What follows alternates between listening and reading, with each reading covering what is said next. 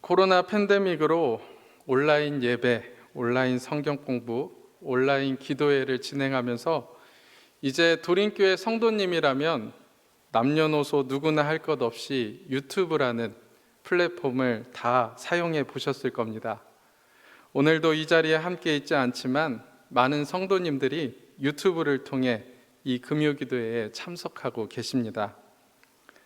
코로나19가 장기화되면서 유튜브 가입자와 이용자들이 크게 늘어났다고 합니다. 그리고 유튜브 플랫폼에 올라오는 영상 콘텐츠들도 굉장히 다양해졌습니다.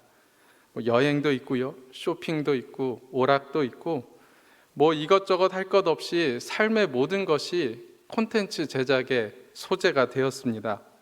그런데 이 중에서 꾸준히 인기가 있는 소재가 있는데요. 그것이 바로 음식입니다. 먹방이라는 말 들어보셨나요? 먹는 방송, 그래서 앞글자를 따서 먹방이라고 합니다. 젊은이들 사이에서 이 먹방이 굉장히 인기가 있습니다. 그래서 먹방은 이제 영화, 드라마, 예능에서도 빠지지 않는 소재가 되었습니다. 어느 프로그램이든지 먹는 장면이 빠지지 않습니다. 어떤 분들은 아마 이렇게 생각할 수도 있습니다. 남이 먹는 음식, 그 장면을 보는 게 뭐가 그렇게 즐겁나? 내가 먹어야 즐겁지. 하지만 먹방을 보게 되면 어느 순간 그 즐거움에 빠지시게 될 겁니다. 유튜브 콘텐츠들을 제작하는 사람들을 크리에이터라고 부르는데요. 먹방에 나오는 크리에이터들을 보면 정말 음식을 맛깔나게 먹습니다. 평범한 집밥을 먹기도 하고 배달 음식을 먹기도 하고 숨은 맛집에 찾아가서 음식을 먹기도 합니다.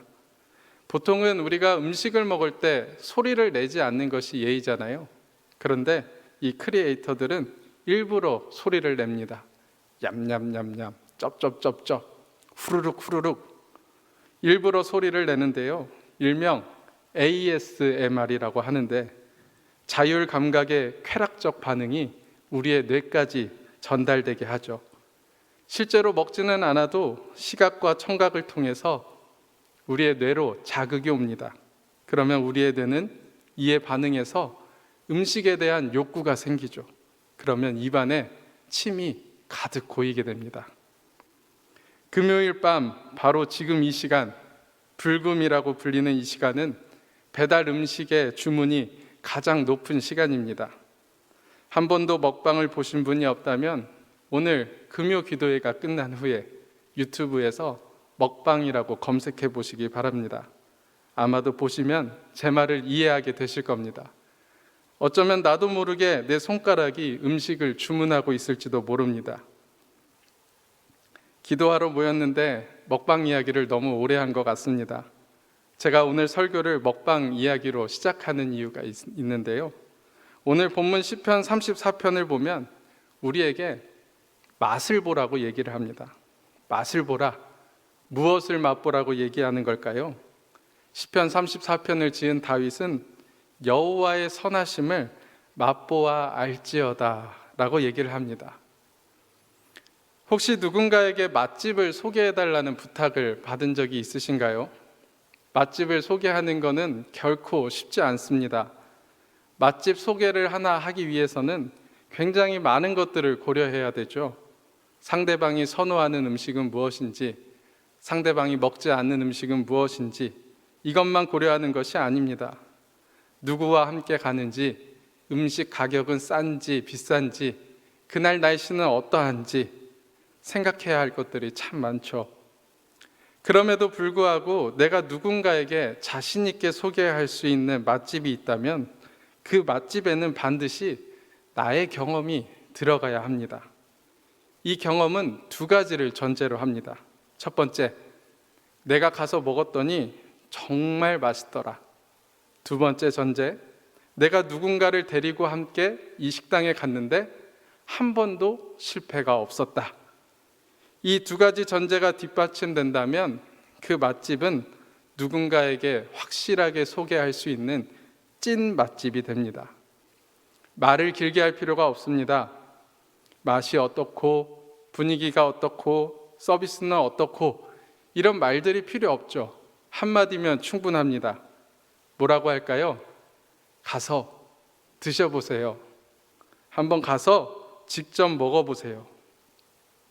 다윗이 오늘 본문을 통해서 우리에게 맛집 하나를 소개하고 있습니다. 바로 이렇게 말입니다. 너희는 여호와의 선하심을 맛보아 알지어다. 여호와의 선하심, 여기서의 선하심은 원어로 토브라고 합니다. 하나님의 창조 사역에 있어서 세상을 다 창조하시고 하나님께서 지으신 것을 보시고 아름답다, 보기에 좋았더라 했을 때 이 좋았더라가 바로 선하심을 말하는 토브입니다. 그래서 하나님의 선하심을 맛보아 알지어다는 이렇게 해석할 수 있습니다. 좋으신 하나님을 만나라, 좋으신 하나님을 깨달아라, 좋으신 하나님을 경험하라. 그런데 우리가 주목해야 할 것은 다윗이 왜 굳이 이 표현을 맛볼 때처럼 맛보아라 이렇게 미각으로 표현했다는 것입니다. 왜 그럴까요? 맛은 우리가 직접 보아야만 진짜 맛을 알 수 있기 때문입니다. 아무리 맛있는 음식이라 할지라도 먹방을 봐서는 그 음식이 어떤 맛인지 제대로 알 수가 없죠. 최고의 진행자가 나와서 수많은 형용사와 은유로 맛을 표현한다 할지라도 영상에 나오는 음식은 그저 나에게 상상 속의 음식일 뿐입니다. 음식은 시각과 청각으로만 느끼는 것이 아니기 때문이죠. 재밌는 사실을 하나 알려드릴게요. 눈을 감고 사이다와 콜라를 먹으면 구분할 수 있을까요? 눈을 감고 사이다와 콜라를 먹으면 구분하기가 어렵다고 합니다. 그럼 코를 막고 양파와 사과를 먹으면 구분할 수 있을까요? 음식은 향으로 전달되기 때문에 코를 막고 양파와 사과를 먹으면 쉽게 구분할 수 없다고 합니다. 우리가 씹을 때 느끼는 식감도 맛을 평가할 때 무시하지 못하죠. 이처럼 맛을 본다는 것은 내 모든 감각을 동원했을 때 오롯이 맛볼 수 있습니다. 맛보아 알지어다, 여호와의 선하심을 맛보아 알지어다, 이 말은 확실한 명령형입니다. 맛보실래요? 한번 드셨으면 좋겠어요. 이 정도의 소극적인 표현이 아니라 다윗은 아주 확신 있고 강력하게 말합니다. 하나님의 선하심을 맛보아 알지어다. 이 말을 다윗은 언제, 왜, 어떻게 하게 됐을까요? 성경책을 펴서 시편 34편 1절 위를 보면 이렇게 적혀 있을 겁니다. 다윗이 아비멜렉 앞에서 미친 채 하다가 쫓겨나서 지은 시. 여기서 다윗이 미친 척했던 아비멜렉은 가드왕 아기스를 가리킵니다. 이 이야기는 사무엘상 20장과 21장에 기록되어 있는데요. 다윗은 여러분들이 아시는 것처럼 사울 왕을 피해서 도망 다녔습니다. 사무엘이 있었던 라마로도 도망가고 제사장 아히멜렉이 있는 노브로도 몸을 피했습니다. 그러나 그곳에서도 피할 수 없자 다윗이 생각한 곳이 바로 가드입니다. 가드가 어떤 나라인지 기억나시나요? 다윗과 골리앗, 그 골리앗의 출신이 가드라고 성경은 기록하고 있습니다. 결국 가드는 다윗과 철천지 원수의 나라입니다. 원수의 나라까지 피할 정도로 생각했다면 이미 다윗이 찾아갈 곳은 다 찾아갔다는 소리가 되겠죠. 그만큼 다윗은 그가 의지할 수 있는 모든 힘들을 다 의지했습니다. 그에게 있는 모든 인맥들도 다 동원했습니다. 그러다 보니 하다못해 이제는 자기를 원수로 생각하는 나라까지 생각하게 된 것이죠. 그러나 그곳 역시 다윗의 피난처가 되지 못했습니다. 다윗의 판단 미스였습니다. 아마 다윗은 그때 제대로 무엇인가 판단할 수 없는 상태였던 것 같습니다. 원수인 다윗이 자기 발로 찾아왔습니다. 가드 왕과 신하들은 다윗을 죽이려 했습니다. 이 상황에서 다윗은 침을 흘리며 미친 척을 하고서야 간신히 그곳에서 빠져나올 수 있었습니다. 그리고 그때 지은 시가 바로 오늘 본문 시편 34편입니다. 어떻게 이 상황에서 여호와의 선하심을 노래할 수 있을까요? 위기 속에서, 절망 속에서, 내 눈앞을 가리는 커다란 문제 앞에서 다윗은 다 잊고 말았습니다. 골리앗이라는 장수 앞에서 너는 칼과 단창으로 나오지만 나는 만군의 여호와의 이름으로 나아온다. 그렇게 소리쳤던 다윗의 신앙 고백은 이미 잊혀진 지 오래였습니다. 그때 하나님께서 어떻게 그를 돌보셨는지, 어떻게 하나님께서 그와 함께 하셨는지, 다윗 목동 다윗을 통해서 어떻게 행하셨는지 이미 다윗은 다 잊어버리고 말았습니다. 그러나 아기스 왕 앞에서 미친 척하면서 겨우 도망쳐 나온 그때, 젊은 사자가 궁핍하여 줄이는 그때 비로소 다윗은 깨닫게 됐습니다. 내가 하나님을 잊었구나. 젊은 사자는 스스로 사냥해서 먹잇감을 차지할 수 있는 능력이 있습니다. 날카로운 이빨과 튼튼한 몸, 빠른 다리, 젊은 사자에게는 사냥에 필요한 모든 조건을 다 갖추었죠. 그런데도 이 젊은 사자가 궁핍하여 줄인다는 것은 무엇을 뜻할까요? 채 아무리 능력이 있다 할지라도, 모든 조건이 갖추어져 있다 할지라도 그것들이 아무 소용이 없을 때가 반드시 찾아온다는 것입니다. 심각한 가뭄, 기후변화, 재난과 같은 환경 속에서 채 아무리 젊은 사자라 할지라도 줄일 수밖에 없다는 겁니다. 이렇게 고백한 다윗의 상황은 지금 아무것도 달라지지 않았습니다. 여전히 사울은 다윗을 죽이려 하고 있습니다. 다윗에게 피난처가 제공된 것도 아닙니다. 그를 도울 누군가가 나타난 것도 아닙니다. 그러나 다윗은 이 상황을 다 뒤집어 놓을 아주 중요한 사실을 하나 깨닫습니다. 여호와께 피하는 자는 복이 있도다. 내가 피할 곳은 여호와 하나님밖에 없구나. 여호와를 경외하라. 여호와를 찾으라. 여호와를 경외하고 찾는 자에게는 부족함이 없으리로다. 내가 믿을 분은 오직 여호와 하나님밖에 없구나. 내가 기대고 의지할 분은 하나님 한 분밖에 없구나. 하나님, 이제야 제가 깨달았습니다. 세상에 의지할 것 하나도 없었던 다윗의 입술에서 드디어 찬양이 흘러나오기 시작합니다. 너희는 여호와의 선하심을 맛보아 알지어다. 너희는 여호와의 선하심을 맛보아 알지어다. 다윗은 하나님을 잊었지만 하나님께서는 다윗을 잊지 않고 계셨습니다. 다윗은 사람들에게 도움의 손을 벌렸지만 하나님께서는 다윗의 손을 붙잡아 주셨습니다. 우리에게 잘 알려진 고전 작가 괴테를 아시나요? 괴테는 부유한 집안에서 자랐습니다. 평민이었지만 집이 유복한 까닭에 고등교육까지 받은 당대의 아주 출세한 작가였죠. 우리 모두가 알다시피 유명한 문학작품들을 많이 남겼습니다. 그러나 부와 명예를 다 가진 괴테에게도 말 못할 아픔이 하나 있었습니다. 그는 자식과 아내를 먼저 하늘로 떠나보내야만 했습니다. 괴테가 쓴 유명한 시 한 편을 소개해드리겠습니다.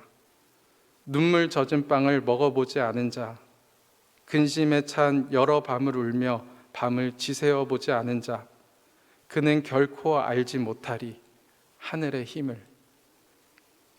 내가 살고 있는 이 삶을 누구에게 말한들 그 누가 제대로 알아줄 수 있을까요? 내가 겪고 있는 문제를 누군가에게 다 말한들 누가 내 문제처럼 그 문제를 받아줄 수 있을까요? 내가 고민하고 걱정하며 밤새우는 것을 누가 나만큼 공감해 줄 수 있을까요?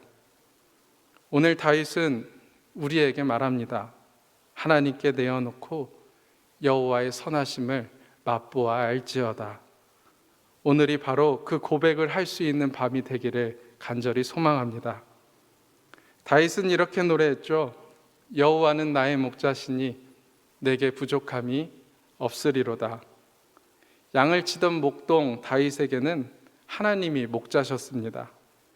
여호와 하나님의 이름을 부르는 것조차 금기시되었던 그때에 다윗은 감히 하나님을 나의 목자라고 고백했습니다.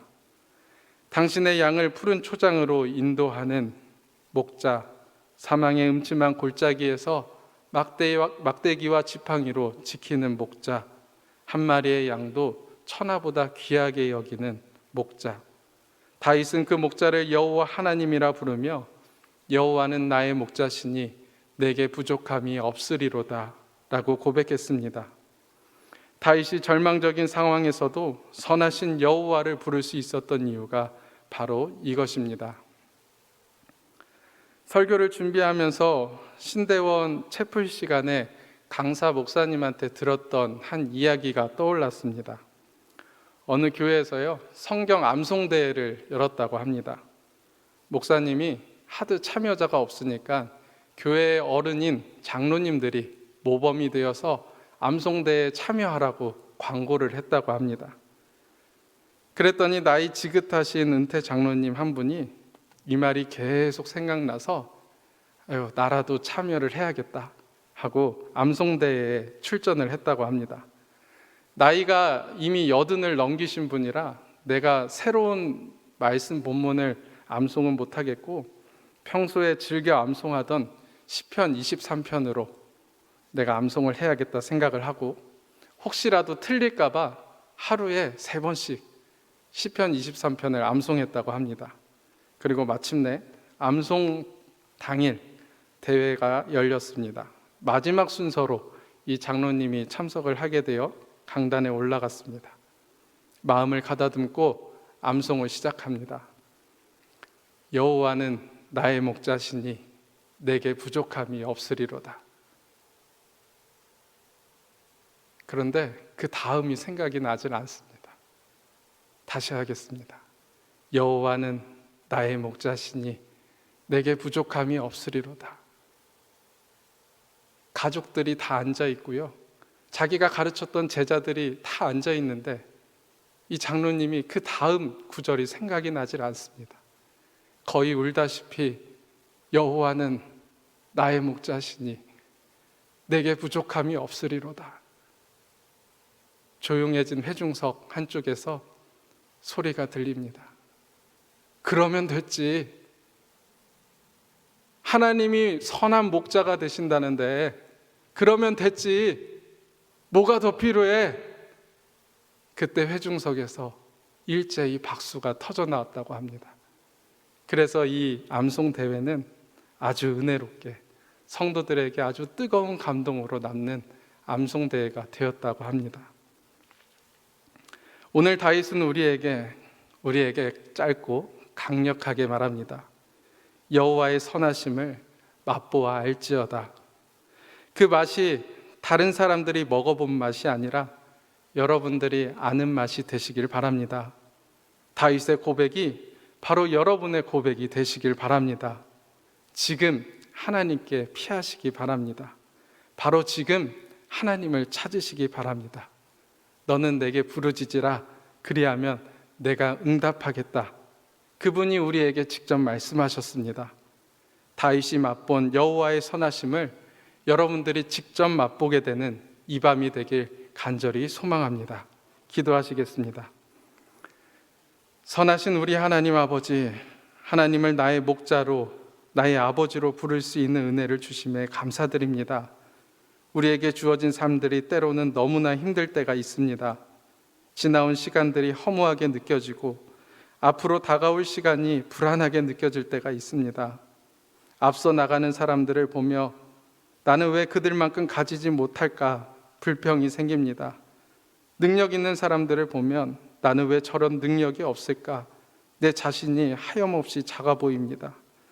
기회를 잘 잡은 사람을 보면 하나님은 왜 내게 기회를 주시지 않을까? 원망스러운 생각도 듭니다. 내가 뭘 잘못했을까? 내가 무엇이 부족할까? 자꾸만 내 자신을 탓하게 됩니다. 하나님, 오늘 이 밤 누구보다 나를 잘 아시는 하나님께서, 그리고 내가 그 하나님께 이 모든 것을 쏟아놓으며 마음을 열고 입술을 엽니다. 다윗이 맛본 하나님의 선하심을 우리가 오늘 지금 이 순간 맛보게 하여 주시옵소서. 하나님의 선하시고 기뻐하시고 온전한 뜻이 무엇인지 분별하게 하시고 내일 일은 내일이 염려하라 말씀하셨으니 우리가 하나님을 믿고 놀라지 않고 강하게 담대하게 살아가게 하여 주시옵소서. 주님 앞에 향기로운 예물을 드립니다. 하나님, 우리가 예물만 드리는 것이 아니라 이 예물에 우리의 마음과 중심도 담아드리오니 하나님께서 이 예물을 기쁘게 받아주시고 이 예물이 쓰이는 곳곳마다 복음이 전파되고 하나님의 능력과 영광이 나타나게 하옵소서. 예수님의 이름으로 기도드립니다. 아멘.